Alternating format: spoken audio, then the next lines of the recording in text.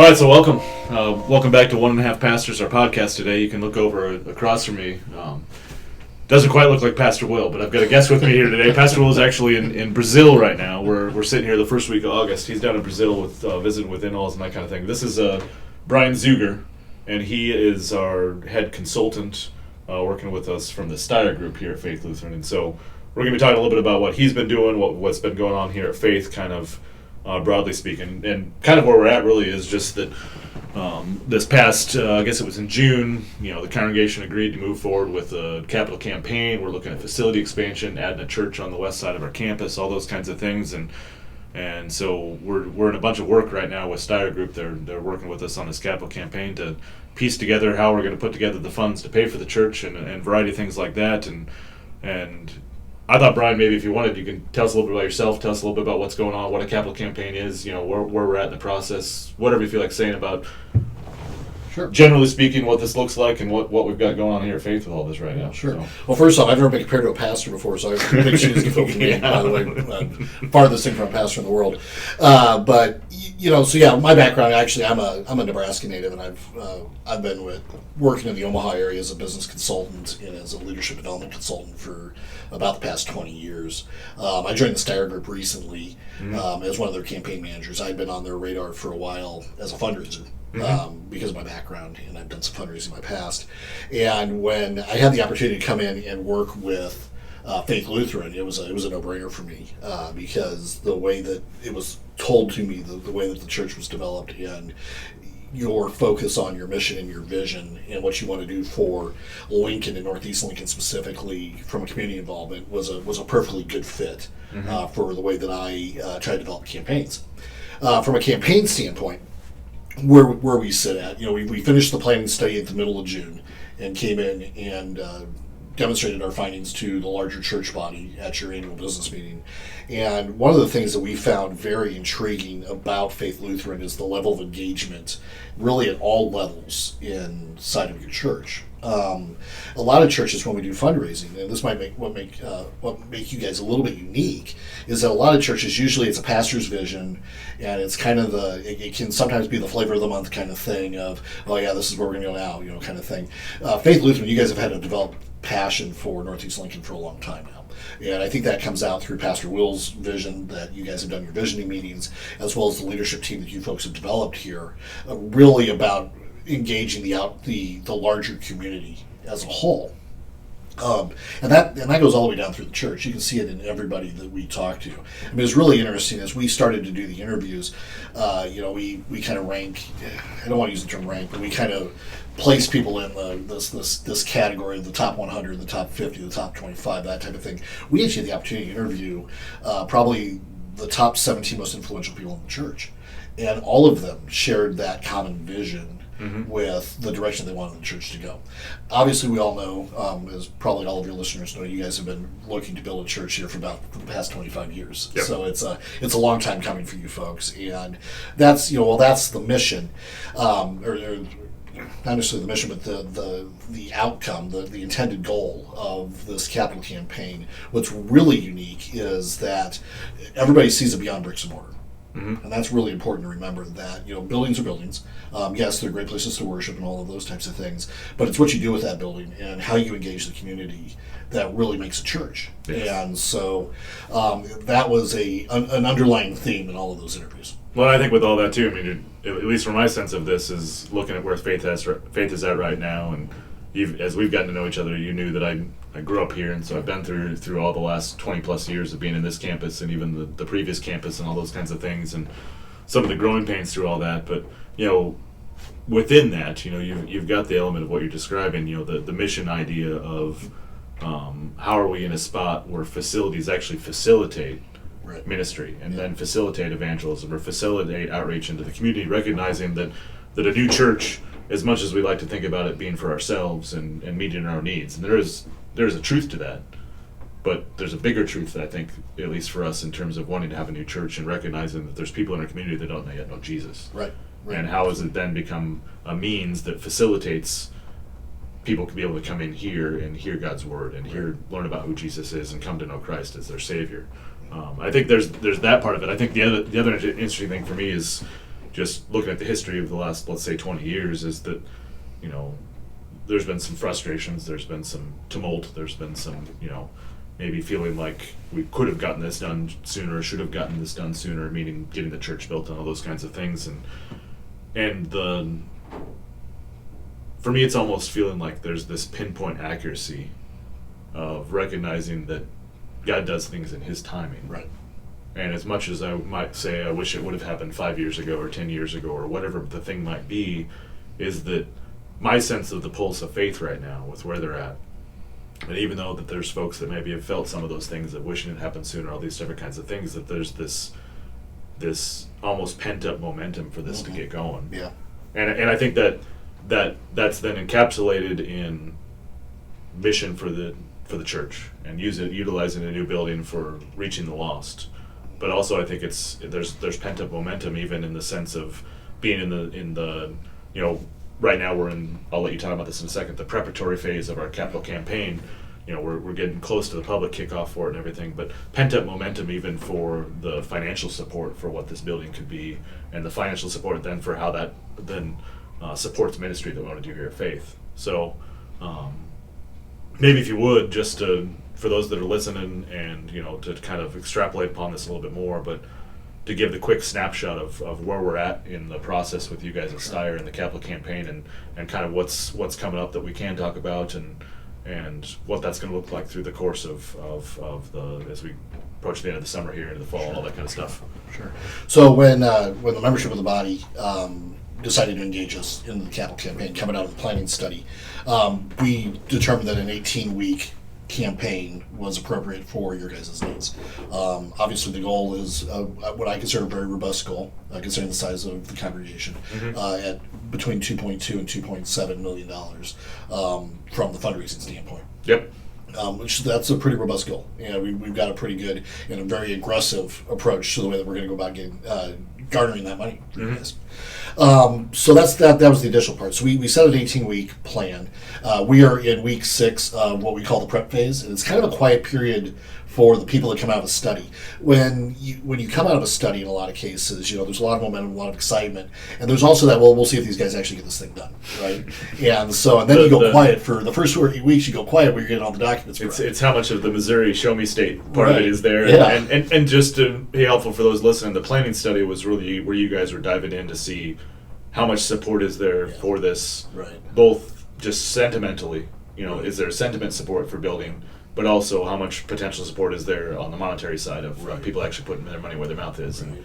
And so anyway, yeah. Well, that's good. That's a good point, though, because the study, just not to put too fine of a point on the timing issue, though, the study is really the key part of determining whether or not the timing is right. Mm-hmm. You mentioned false starts and those types of things earlier. Yep. And a lot of times, what we'll see is that there have been times with clients in the past where I've gone in and you can just tell this is just the pastor driving it, and this is his vision, and that's just how it's going to be, and then those ultimately fail. Yep. Right. And so we are very careful at Steier to make sure that we demonstrate that you have the upswell. Yeah, obviously we at the end of the day want the campaign, but we want to make sure that it's going to be a good fit for you, a good fit for us, and we're not going to be dragging our feet on those things. And so, just like in our personal lives too, when God's timing is there, it's God's timing, right? And there are times where in my life even that I can look back and go, okay, that wasn't God's timing, and I forced an issue. So we want to make sure that we weren't forcing an issue with you folks. Yep. And I think we came to a pretty good conclusion in the business meeting that this was the time for that. So that's that point. And then you get into the planning stages of the campaign then, and it's a lot of document prep, and there's a lot of people working very hard behind the scenes. You have a very good team here of people that are able to help us get all the documents prepped, give us the sign-offs we need, and just to get everything so that we can put a good product out for to your congregation. And on that point too, one of the things I've been really impressed by you and with Steier Group is how much here's the list of things we got to get done. Here's the deadlines we got to meet. Here's how we need to stay on top of this so that we can really meet the goals that we want to hit. Right. And I like operating that way. Yeah. But I also, to your point too, I don't feel like I'm doing a ton of work because there's a bunch of people around us, right. Some staff, but also volunteers that are helping drive this to make sure that we're hitting those deadlines and getting the things done so that once we get into the public phase of the campaign, we're ready to go. And that's really the key. We'll talk about that. I'm gonna camp out on that point for just a second. Sure. Because I want to talk about that because the volunteer aspect is very important. Yeah, you get a campaign manager for Steier Group. My job is really project manager. I'm a glorified project manager in a lot of ways. And my job is just to make sure that we check off boxes, especially in these early phases. And it really does help when you have a church that has a very competent staff that is able to do things. And I think your staff is one of the best staffs I've worked with at a church. Usually don't have to wait too long to get a sign off on somebody. Don't have to wait too long for somebody to approve something or read something, which is really good. And you have some people that actually can actually do some of the document manipulation too. So that helps a lot because that takes a lot off of us in terms of what we have to do. So it makes my job a lot easier. Just making sure we check the boxes appropriately. But the second part to that is really making sure you have a good volunteer group. And I would say for a church the size, we interviewed about 50 to 60 people. And almost every single one of those people said that they would help in this campaign from a leadership standpoint, which is fantastic, right? And to have a group of volunteers that would come out and say, yep, I'm willing to go into the homes and talk to people and solicit donations. I'm willing to participate in whatever event that we're going to do, make sure the event's a success.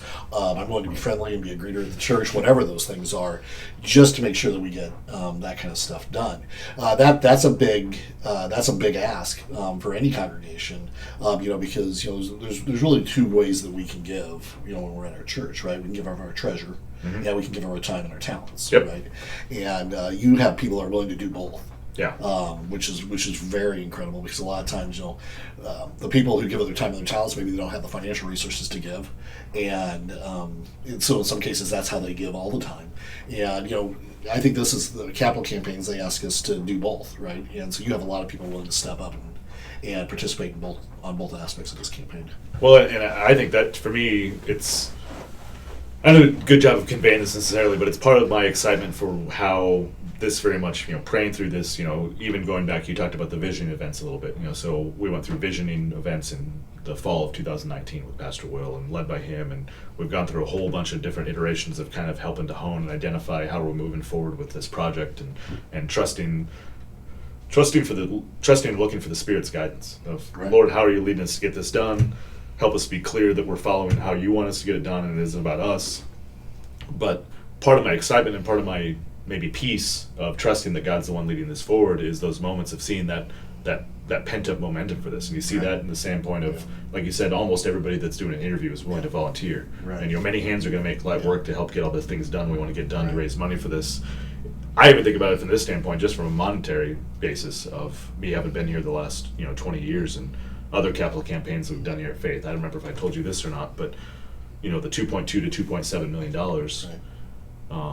as far as a realistic goal that we can realistically get in pledges in a campaign of this, that's basically a little over double of any capital campaign we've ever done here before. Right. Yeah. And if you want to ask, God's the source of everything we have. If you want to ask whether God's the one leading it, maybe it's a good sign to see that, not just in the standpoint of volunteering, not even just in the standpoint of looking at how we're going to use a new church to reach the lost. All of those are good things, but even just God showing up to saying, I'm going to help provide the resources to help get this done. Right. Well, I think provision, God's provision is always, something that we look for in these campaigns. Is okay. It's a God, if it's going to happen, it's up to you kind of situation, right? I mean, I remember when my church, personally, my church did a campaign several years ago to do some remodeling in our building, and even then, we're a very transient church because of we're tied to a military base. Oh, sure. Because of that, it's hard to get any kind of strategic focus on your fundraising, which I think every church needs to be very strategic with the way they raise money. Tithes and offerings are very important. Yes. But I know the worst Sunday for a pastor is the Sunday where you guys have to stand up and say, let's talk about stewardship, right? And then everybody kind of groans and they kind of shift around their seat and guard the checkbook, those types of things. Right? It's definitely true in Midwestern Nebraska.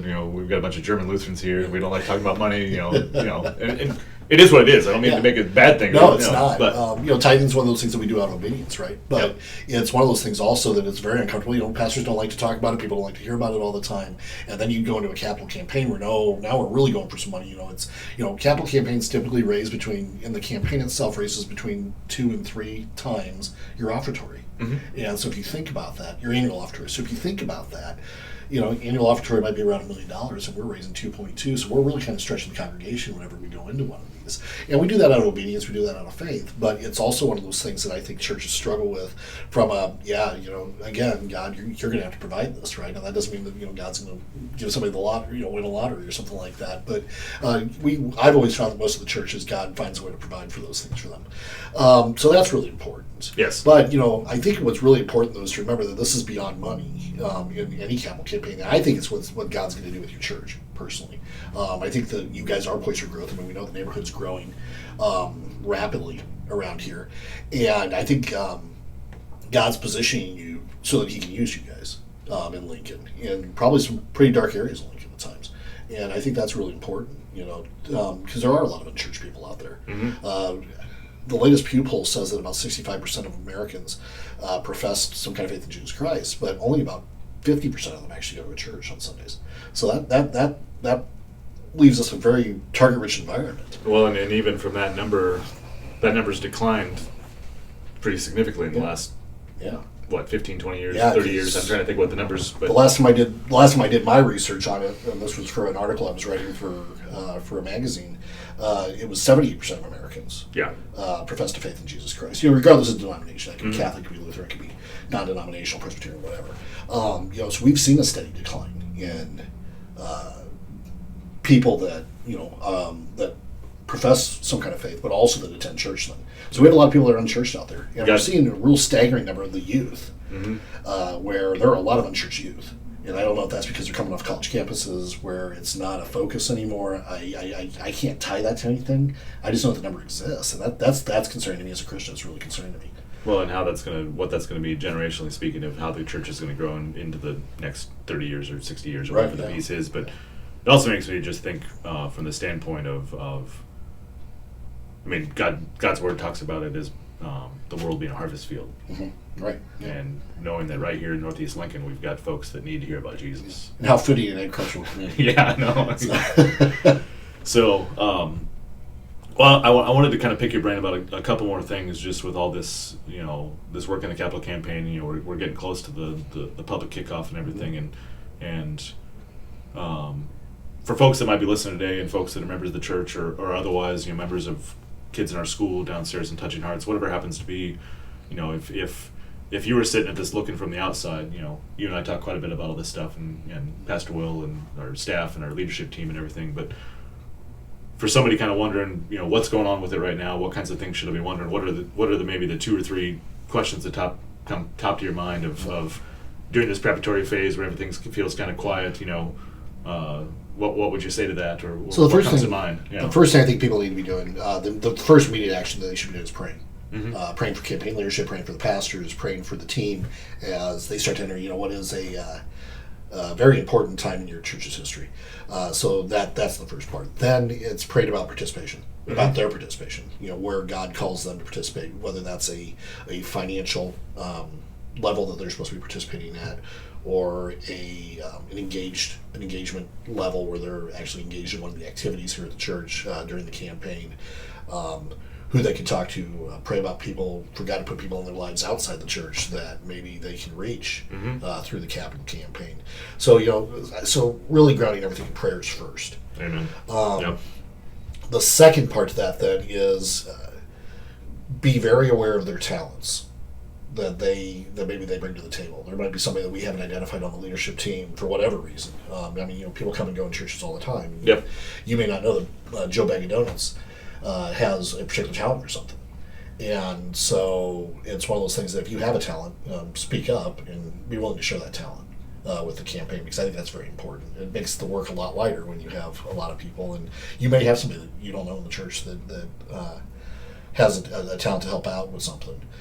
And then finally, it's just at the end of the day, it is about then being obedient to what we do, as Christians. And when God does put that opportunity in front of us to give one of those two areas, that we actually follow through with that. Then, and so follow through is very important, because I've seen campaigns where you get a lot of people say, oh yeah, I'm going to give X number of dollars, I'm going to do this, and then when it comes time to put your money where your mouth is, sometimes people back off. So just making sure that we follow through on that is really important. I really like all that too, because primarily the focus on prayer. prayer to, prayer for the process, saying, Lord, help us lead us through this so that we don't get in our own way. Right. We can actually follow where you're going, but also the prayer of, Lord, help me be ready to answer the call when it comes. Right. Yeah. And the tendency, and I'll include myself in this sometimes, of as being a parishioner over many years, and sometimes you might be wondering, how can I serve at my church, or how do I get more involved, or how do I do different things? Yeah. And those questions might come to your mind, but then the thing comes from something you don't expect. Right. Yeah. And maybe that happens here for folks in the church here during this campaign, and the thing comes from something you don't expect, is to be in prayer to, if that's what God's asking you to do, even if it's not what you expect, be ready to step up and say, yes, I can help in this way. Yeah. Well, that's actually really good too, and you just kind of hit on a point too that I think is really important. A lot of churches where I've seen campaigns kind of struggle sometimes, and that's people wait to be asked to participate. Don't wait, right? When you feel God put something in your heart to do something, do it. Yep. Right, and so then be proactive. I think sometimes, a lot of times, even in church, we tend to be less and less proactive. I mean, it's a place we go on Sundays in a lot of churches. We pray, we do whatever the song and dances in our church, right? Mm-hmm. But at the end of the day, then we leave on Sunday afternoon, and we're on our own for 6 days out of the week till next Sunday. And so it's about being proactive and intentional with what we do, and I think that's really important too. And it's one of the things, even over the course of my life and my Christian walk, it's been something my wife and I have to sit back once in a while, even rebuke ourselves a little bit and say, okay, are we being proactive and intentional with what we do, or are we just kind of sitting back and being lukewarm? Yep. And so it's just, so don't wait and ask. Well, and even from that standpoint, then if you're being lukewarm, then you're in a spot where you're reacting to what life brings at you. Yeah. Rather than, I'm already set on this basis of prayer and basis of foundation of God's Word, or I'm in the basis of these normal rhythms and routines of life where I'm looking for God's guidance. Right. And then when the thing comes at me that I didn't expect, maybe I respond in a different way because it seems, okay, maybe this is where God's been leading me, even if it's something hard or something difficult, or it's something joyful and something amazing that happens, whatever happens to be, but you're in a different mindset, you're in a different headspace to look at it as God opening up a door for you rather than this thing that feels like it's coming on you. Yeah.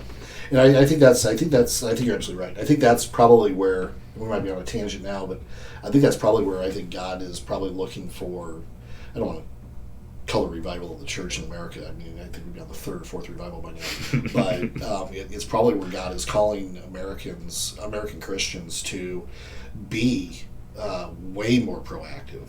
I think there's times when we become complacent. Mm-hmm. We become apathetic, and this is your church's opportunity to demonstrate that you're not. Yeah. And so I think that's really important at the end of the day. The call to action, I guess, at the end of the day is, be proactive in whatever you do as a Christian, and let them know. They'll know we're Christians by our love, right? And so how we can go demonstrate our love for our fellow mankind, regardless whether or not they're part of our church, is really important. And that's one of the things I like about Faith that I think is really set you guys up to be successful in this campaign, and with your overreaching mission of reaching outside your four walls, is that you guys are known as one of the friendliest churches in Lincoln. You guys are one huge happy family here. I've heard #OurFaithFamily a couple of times from a few people. You guys have all of that going on, and that carries a lot of weight out in the community. Mm-hmm. As a former elected official, when I could work with churches, those are some of the best events that we ever had, because they are willing to step up and serve. Mm-hmm. So this is one of the times that you can step up and serve and actually help yourselves too. So sounds good to me. Well, you think we answered all the questions? I think for we the did. Day? I mean, in all honesty, Brian's been great to work with. Steier Group's been great to work with. But if you're listening at home, and if you're, I'll leave it at this. If you have questions about what's going on, you can always call the church office. You can always reach out, and we're more than willing to tell you where things are at, and kind of outline about how we're moving forward with this stuff in the capital campaign. But the second thing I'd say is back to Brian's words of let's all be in prayer about this. Let's be intentional, be in prayer about how this is going, that God's leading us, God's guiding, God is directing this, and also that we're all willing to step up in whatever ways God's calling us to serve and be a part of this campaign. And I think I'm just excited to see how this is all going to unfold and see what God has next for us. I think God's got big things for you guys. Thanks for inviting me on. Yep, absolutely. Well, we'll see you next time. Thanks much. Hey, thanks, guys.